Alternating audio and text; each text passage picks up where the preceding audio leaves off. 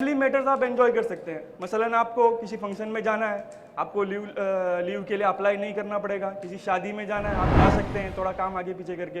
ये जो है खुद का बिजनेस होने का सबसे बड़ा फ़ायदा है। दूसरा जो मैं समझता हूँ वो ये है, आप जितना मेहनत करेंगे आपको उतना ही मिलेगा। अगर इसके बरक्स आप किसी के पास जॉब कर रहे हैं, किसी कंपनी में जॉब कर रहे हैं, ज़्यादा से ज़्यादा आपको कंपनी क्या करेगी, ओवर टाइम का थोड़ा सा पैसा एक्स्ट्रा देगी। चाहे आप वो ओवर टाइम में कंपनी को 1 लाख रुपया कमा के दें, लेकिन वो आपको क्या थोड़ा ओवर टाइम के नाम पे 1000 तो दे सकती है, पूरा पैसा तो नहीं दे सकती। लेकिन खुद के बिजनेस का ये फायदा है, आप जितना भी मेहनत करो पैसा सीधा आपके जेब में जाएगा। तीसरा जो मैं समझता हूँ, आपका जॉब महफूज है खुद के बिजनेस में। कंपनी आपको कभी भी जॉब से निकाल सकती है। कितना भी आप कंपनी के वफादार हो, कितना भी आप टैलेंटेड हो, कुछ भी हो, आपको बाइज्जत तरीके से निकालने के उनके पास एक आइडिया ज़रूर होता है रिटायरमेंट के नाम पे। आपको वो एक मुद्दत के बाद कंपनी रिटायर कर देती है। गवर्नमेंट जॉब ही एक ऐसा जॉब है जिसमें आपको रिटायर्ड होने के बाद भी पैसे मिलते रहता है, लेकिन आपके किसी भी प्राइवेट इंस्टीट्यूशन में या ऑर्गेनाइजेशन में ये आपको नहीं मिल सकता। लेकिन आपका खुद का बिजनेस है, जब तक आपका बिजनेस रहेगा, आपके मरने के बाद भी आपके लीगल हायर्स वो पैसे से या वो बिजनेस से फ़ायदा उठाते रहेंगे। और एक जो है सबसे इम्पोर्टेंट और मुझे सबसे जो अच्छा लगता है वो एक्सपोजर टू ऑल फील्ड्स, यानी कि आपको आपके बिजनेस में हर फील्ड में आपको तजुर्बा मिलेगा। अकाउंट से लेके, सेल से लेके, प्रमोशन से लेके, मार्केटिंग से लेके और प्रोडक्शन से लेके, परचेज से लेके, अकाउंट से लेके, HR से लेके, हर फील्ड में। अगर आप समझो किसी कंपनी में जॉब कर रहे हैं तो आपका फिक्स रहता है कि आपको यही काम करना है। सेल्स में है तो आपको सेल्स के अलावा मार्केटिंग का कुछ भी नॉलेज नहीं रहेगा। कंपनी में क्या चल रहा है, कौन आया कौन गया, कुछ भी मालूम नहीं। आपको सिर्फ अपने सेल्स से मतलब है। खुद के बिजनेस में ये सबसे बड़ा फायदा है कि आपको हर फील्ड में आपको तजुर्बा मिलेगा। जितने भी बिजनेस में फील्ड्स आते हैं, जितने भी कैटेगरीज हैं, सब में आपका तजुर्बा रहेगा आपका। तीसरा आखिर जो मैं समझता हूँ, बहुत सारे इसके फायदे हैं। पेमेंट का प्रॉब्लम नहीं है, कोई टेंशन नहीं है कि आपका कब इंक्रीमेंट होगा, कब आपका प्रमोशन होगा, कब आपकी सैलरी ज़्यादा होगी, इसका कोई टेंशन नहीं है। आपका बिजनेस जैसे चलेगा आपको उतना प्रॉफिट आता जाएगा। अगर मैं मोटे मोटे तौर पर कैटेगरी वाइज अगर बिजनेस को बांट दूं तो आप मोटे मोटे तौर पर 3 कैटेगरीज बिजनेस की हो सकती हैं, जो उमूमन मोटे मोटे तौर पर कह रहा हूं। अगर बारीकी में जाएंगे तो बहुत सारे होंगे।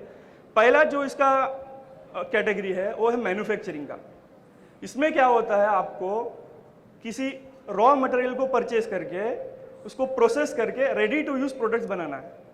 मसलन गेहूं है, गेहूं को प्रोसेस करके उसको गेहूं का आटा बनाना है, रेडी टू यूज़, कस्टमर जिसको डायरेक्टली यूज़ कर सके। ये मैन्युफैक्चरिंग सेक्टर है। इसमें थोड़ा बहुत आपको इन्वेस्टमेंट भी लगेगा, मशीनरीज भी लगेगी, थोड़े जगह भी चाहिए प्रोसेस करने के लिए, थोड़े बहुत जो है काम के लिए लोग भी रखने पड़ेंगे। दूसरा जो कैटेगरी इसमें आता है वो है जो, और मैं समझता हूँ 80 से 85% भटकल में जितनी भी दुकानें हैं वो इस कैटेगरी में आते हैं। उसको कहते हैं मर्चेंडाइजिंग या मार्केटिंग भी कहते हैं। यानी कि जो मैन्युफैक्चरर के पास से जो प्रोडक्ट्स हैं वो आप लेके कस्टमर को या रिटेलर्स को सेल करते हैं। इसमें भी आपको इन्वेस्टमेंट लगता है, आपको स्टॉक रखना पड़ता है, आपको आपका खुद का गोडाउन होना चाहिए, और इसके लिए आपको काम वाले भी रखने पड़ेंगे, गाड़ी रखनी पड़ेंगी। इसमें भी आपको 3-4 कैटेगरी और सब कैटेगरी डिवाइड कर सकते हैं, जैसे डिस्ट्रीब्यूशन लाइन है और फिर रिटेलर्स लाइन है, या फिर आप मैन्युफैक्चर से लेके डायरेक्ट कस्टमर को भी सेल कर सकते हैं। पहले दोनों इसमें भी आपको थोड़ा सा इन्वेस्टमेंट तो लगेगा। जो तीसरा और सबसे अहम कैटेगरी मैं समझता हूँ जिसमें इन्वेस्टमेंट 0 के बराबर है वो है सर्विस सेक्टर। सर्विस सेक्टर में समझिए आपके पास कुछ भी जो स्किल्स है, आपकी जो खिदमत है, उसको आप बेच सकते हैं। मसलन आपको पढ़ाना अच्छा लगता है तो आप टीचिंग में जा सकते हैं, वो भी एक तरह का बिजनेस है। डॉक्टर्स का है, और जो है प्लम्बर हो, मैकेनिक्स हो, ड्राइवर्स हो, और ऐसे भी जितने भी कैटेगरीज हैं जिसमें खिदमत को बेची जाती है उसको सर्विस सेक्टर कहते हैं। इसमें इन्वेस्टमेंट 0 के बराबर है। बस आपके पास एक फ़ोन होना चाहिए, गाड़ी होना चाहिए, किधर से फ़ोन आया आपको उधर जाके पहुंच के अपनी सर्विस देनी है, पैसा कलेक्ट करके आना है। अभी एक बिजनेस स्टार्ट करने के लिए आपको कुछ इकदाम स्टेप्स को फॉलो करना पड़ता है। उसमें सबसे पहला जो है, आपको एक क्लियर कट आइडिया होना चाहिए कि आपको करना क्या है। अब हर एक आदमी यही सोचता है कि मेरा आइडिया सबसे अलग हो, दुनिया में किसी के पास ना हो, बिल्कुल नया हो। मैं ये नहीं कहता कि ये नामुमकिन है, लेकिन ये मुश्किल तरीन ज़रूर है कि आपके इतने लोग, हज़ारों लोग हैं दुनिया में, किसी न किसी के पास तो वो आपका जो आइडिया है वो किसी के पास तो रहा ही होगा। और मैं समझता हूँ उसका एक नुकसान भी है। आप अगर ब्रांड न्यू आइडिया लेके मार्केट में उतरते हैं तो इसका सबसे बड़ा नुकसान ये है कि आपको पता ही नहीं कि इसका कस्टमर बेस है या नहीं, इसको ख़रीदने वाला है या नहीं, इसके क्या जो है ड्रॉबैक्स हैं। इसके बरक्स अब आप मार्केट में जो एग्जिस्टिंग आइडियाज़ को फॉलो करेंगे तो सबसे इम्पॉर्टेंट चीज़ जो है वो आपको ये रहेगी, ऑलरेडी कस्टमर बेस बिल्ड हुआ रहेगा, खरीदने वाले कस्टमर्स ऑलरेडी मार्केट में रहेंगे और आपको पता भी रहेगा कि वो प्रोडक्ट्स के, वो आइडियाज़ के क्या ड्रॉबैक्स हैं जिसको आप इधर ओवरकम कर सकते हैं। दूसरा जो है इसमें आइडिया के बाद में जो आता है वो है आपका जो भी बिजनेस है उसका नाम बहुत इंपॉर्टेंट है। आपके नाम इस तरह रखना चाहिए कंपनी का कि उस नाम से ही आप लोगों को पता चल जाए कि आपकी कंपनी क्या करती है एक्चुअली में। अभी मिसाल के तौर पर आज़ाद चिकन सेंटर इधर लगा हुआ है, नाम से ही पता चलता है कि चिकन की दुकान है। जैसे अनफाल हाइपर मार्केट है, पहले सुपर मार्केट था, अभी हाइपर मार्केट कर दिया। क्यों? उसमें जो प्रोडक्ट्स थे वो बढ़ गए। हाइपर मार्केट में ज़्यादा वैरायटीज रहती है, सुपर मार्केट में कम रहती है। अब बाज़ लोग 10 बाई 10 की दुकान में भी सुपर मार्केट का नाम लगा के चलते हैं, ऐसा नहीं होता। नाम जो है परफेक्ट होना चाहिए और आपके बिजनेस को डिफाइन करना चाहिए कि क्या बिजनेस आपका है। अगर आपके ट्रैवल एजेंसी है तो नाम के साथ में ट्रैवल्स लगा देना, इससे सामने वाले कस्टमर को आसानी हो जाती है कि इस दुकान में मिलता क्या है एक्चुअल में जो प्रोडक्ट्स है। और तीसरा जो इसका स्टेप है बिजनेस शुरू करने के लिए वो है फंडिंग। पैसा कहाँ से आएगा? सबसे पहले आपको ये आइडिया होना चाहिए कि मेरा बिजनेस प्रॉफिट मेकिंग जब तक ना बने तब तक कितना खर्चा मुझे आएगा। अगर आपने अंदाज़ा लगा लिया 6 महीने के बाद प्रॉफिट मेकिंग हो जाएगा मेरा बिजनेस, तो 6 महीने तक का जो खर्चा है वो आप उठाने के लिए तैयार होना चाहिए। जैसा कि अगर आप दुकान भाड़े पे ले रहे हैं, उसका किराया भरने की ताकत होनी चाहिए। काम वाले को काम के लिए लोगों को रख रहे हैं तो उनकी सैलरी के लिए पैसा आपके पास होना चाहिए, इलेक्ट्रिक बिल भरने के लिए पैसा होना चाहिए। ये सब चीज़ें ध्यान में रखनी चाहिए। और जो है पैसा आता किधर से, आएगा किधर से, ये सबसे इम्पोर्टेंट है। अब लोग बिजनेस एकदम शुरू में ही सबसे बड़ा करने के चक्कर में इधर उधर से पैसा इकट्ठा करते हैं, लोन लेते हैं, फिर वो इंटरेस्ट के चक्कर में उनकी ज़िंदगियाँ निकल जाती है, लेकिन वो उससे उभर नहीं पाते। इसलिए मेरी राय ये है कि आप अपने पास जितना पैसा है उसी पैसे से बिजनेस स्टार्ट करें। ज़्यादा से ज़्यादा आप अपनी फैमिली मेम्बर से बोरो कर सकते हैं, क्योंकि आपको कोई टेंशन ना हो। रीपे करने का जो टेंशन होता है उसमें आदमी बिजनेस ही भूल जाता है उसी चक्कर में। और चौथा जो स्टेप है बिजनेस शुरू करने का, जैसे इश्तियाक भाई ने बताया, वो लोकेशन इंपॉर्टेंट है। आप किस लोकेशन में कौन सी दुकान लगा रहे हैं वो इंपॉर्टेंट है। आपका कस्टमर किधर है वो आपको पहले ढूंढना पड़ेगा, उसको कहते हैं टारगेट ऑडियंस। आप अपना प्रोडक्ट किसको भेजेंगे वो आपको पहले से मालूम होना चाहिए। आपको मालूम ही नहीं है मैं किसको भेजूंगा तो फिर आप लोकेशन भी ट्रेस नहीं कर सकते, कहाँ पे मुझे रखना है, क्यों रखना है। पहले आपको ये समझना पड़ेगा कि आपका प्रोडक्ट लेगा कौन, बच्चे लेंगे, बूढ़े लेंगे, या जवान लेंगे, औरतें लेंगी, मर्द लेंगे। ये आपको क्लियर कट आइडिया होना चाहिए कि मेरा प्रोडक्ट कौन खरीदेगा। इसी के ऊपर आप अपना लोकेशन चूज कर सकते हैं, कौन से लोकेशन में आपको डालना चाहिए। इसके बाद में आता है थोड़ा लीगल प्रोसेस है, रजिस्ट्रेशन। आप जिस भी एरिया में दुकान लगा रहे हैं, आपके घर में लगा रहे हैं, उसकी लोकल अथॉरिटीज़ जो हैं, जाली पंचायत है, म्यूनसिपालिटी है, एबले पंचायत है, वहाँ से आपको रजिस्टर करना है आपकी कंपनी को। इसमें भी कई तरीके हैं, company firm, types of firm जिसे कहते हैं। सबसे पुराना और आसान तरीका है प्रोप्राइटरशिप। ये सबसे ईजी भी है, इसमें एक ही आदमी इन्वॉल्व होता है, जो भी प्रॉफिट होगा, लॉस होगा, वो सबका जिम्मेदार वो एक ही बंदा होगा। दूसरा इसमें आता है पार्टनरशिप। 2 से ज़्यादा लोग हैं तो पार्टनरशिप, आपको एक पार्टनरशिप डीड करना पड़ेगा और फर्म को रजिस्टर करना पड़ेगा। इसमें बहुत सारे हैं, LLC है, LLP है, सोसाइटीज़ है। अब उतना डिटेल्स में मैं नहीं जाना चाहूँगा। छठा जो है सबसे इम्पोर्टेंट, जिसको आप कह सकते हैं एक गाड़ी की जो इंजन है, वो है मार्केटिंग।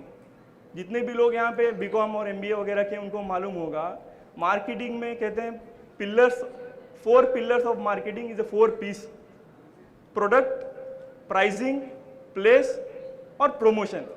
जब तक आप मार्केटिंग नहीं करेंगे आपका बिजनेस चलना मुश्किल है।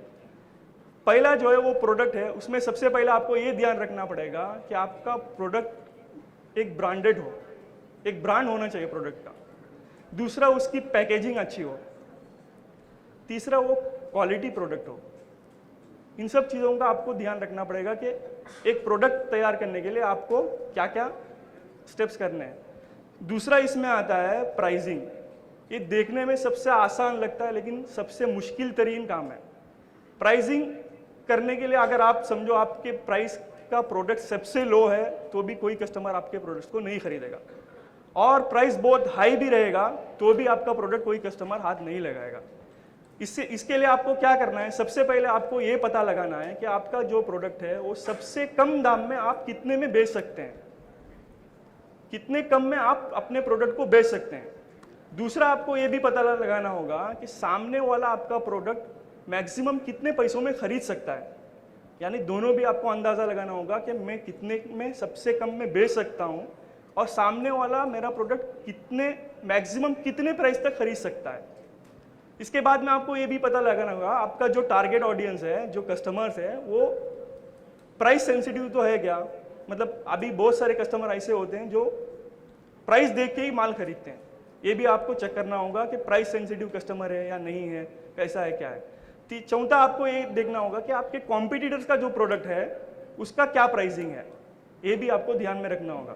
और ये बिजनेस का सबसे इंपॉर्टेंट पार्ट इसलिए है, ये आपके बिजनेस के टर्नओवर को भी डिसाइड करेगा, आपके प्रॉफिट मार्जिन को भी डिसाइड करेगा, आपके सक्सेसफुल बिजनेस रन होने के लिए कितना टाइम तक चलेगा, ये सब इसी में डिसाइड होता है, प्राइसिंग में। तो प्राइसिंग करते वक्त बहुत ध्यान रखना जरूरी है इन सब चीज़ों का। और नेक्स्ट आता है प्लेस, कहाँ पे आपको दुकान डालना है। इसके लिए आपको सबसे पहले ये देखना होगा कि आपका कस्टमर रहता कौन से एरिया में है, कौन से एरिया के कस्टमर्स आपके प्रोडक्ट को खरीदते हैं, कौन कौन से डिस्ट्रीब्यूशन चैनल है जो आपके प्रोडक्ट के लिए ऑलरेडी मार्केट में वर्क कर रहे हैं। किसी मतलब दूसरे कॉम्पिटिटर्स का जो प्रोडक्ट है सेम टाइप का, वो कौन से डिस्ट्रीब्यूशन चैनल है, वो आपको पता लगाना होगा कि मेरे प्रोडक्ट्स ये लोग सप्लाई करते हैं।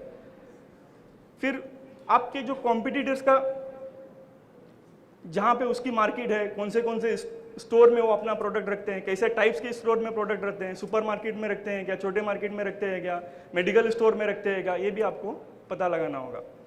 आखिरी जो बात है जिस पर मैं अपनी बात भी ख़त्म करना चाहूँगा और सबसे इम्पॉर्टेंट है, वो है प्रमोशन। आपके प्रोडक्ट का, आपके बिजनेस का प्रमोशन बहुत इंपॉर्टेंट है। प्रमोशन में सबसे पहले आता है आपको ये पता लगाना है कि आपका कस्टमर कौन सा चैनल यूज़ करता है इन्फॉर्मेशन लेने के लिए। मसलन अभी व्हाट्सअप यूज़ करते हैं क्या, प्रिंट मीडिया यूज़ करते हैं क्या, टीवी मीडिया यूज़ करते हैं क्या, इंस्टाग्राम यूज़ करते हैं क्या। इसके लिए आपको फिर से वही बात है, आपकी जो टारगेट ऑडियंस है उसका पता होना चाहिए आपको कि मैं अपना प्रोडक्ट किसको भेज रहा हूँ। अभी बच्चों का प्रोडक्ट है, आप व्हाट्सएप में एडवर्टाइज कर रहे हैं तो इसका कोई मतलब नहीं है। उसका अलग अलग तरीका होता है, अलग अलग कस्टमर बेस का अलग अलग चैनल होता है प्रमोट करने के लिए। ये आपको पता लगाना है कि आपका जो कस्टमर है वो कौन सा चैनल सबसे ज़्यादा यूज़ करता है। दूसरा आपको ये ध्यान लगाना है कि प्रमोशन का आइडियल टाइम कौन सा है। सब टाइम पे प्रमोशन डालेगा तो उसका वैल्यू भी नहीं रहता। एक टाइम रहता है जिसको आइडियल टाइम बोलते हैं हम लोग, वो आपको पता लगाना है कौन से टाइम पे आपको प्रमोट करना है आपके प्रोडक्ट्स को। तीसरी बात ये भी ध्यान रखनी है आपका जो प्रोडक्ट्स है वो सीजनल है या नहीं है। मिसाल के तौर पर आप लीजिए डर्मीकूल का प्रोडक्ट जो है वो गर्मियों में ज़्यादा बिकता है। अब आप ठंडी के टाइम पे उसको प्रमोट कर रहे हैं, पैसा प्लस आया, तो ये भी पता लगाना है कि आपको आपका प्रोडक्ट किस टाइम पे ज़्यादा बिकता है, यानी आपका सीजनल प्रोडक्ट है क्या, नहीं है क्या, 12 महीने चलने वाला है क्या, ये भी आपको ध्यान में रखना है। और कौन सा टाइप का प्रमोशन आपके कस्टमर को अट्रैक्ट करेगा, ये भी बहुत इंपॉर्टेंट है। आप प्रमोशन कैसे कर सकते हैं, 1+1 ऑफर डाल सकते हैं, 10% डिस्काउंट दे सकते हैं, लेकिन इसमें आपको देखना है कि कौन से टाइप का आप प्रोमोट करेंगे, कैसा प्रमोशन करेंगे जिससे कस्टमर अट्रैक्ट हो। बास टाइम पे ऐसे ऑफर्स होते हैं जो कस्टमर अट्रैक्ट ही नहीं होता। अट्रैक्टिव ऑफर डालना चाहिए, अट्रैक्टिव प्रमोशन होना चाहिए आपके प्रोडक्ट्स को मैक्सिमम सेल करने के लिए। और आखिरी बात जो है प्रमोशन के सिलसिले में जो ध्यान रखनी चाहिए, आपका जो कॉम्पिटिटर है वो कौन सा प्रोडक्ट चैनल यूज़ कर रहा है अपने प्रोडक्ट्स को मार्केट करने के लिए। और सब यहाँ पे जो मैं खासकर भटकल में देखता हूँ, जितने भी लोग हैं जो ये प्रमोशन वगैरह में आते हैं, जो सबसे बड़ी गलती ये करते हैं, वो आके सुपरमार्केट के जो काउंटर पे है मैनेजर है उनके पास आके जिद करने लगते हैं, मेरा प्रोडक्ट्स रखो, पैसा बाद में दो, बेचने के बाद दो, ये सब बातें करके अपना प्रोडक्ट ज़बरदस्ती रख के चले जाते हैं।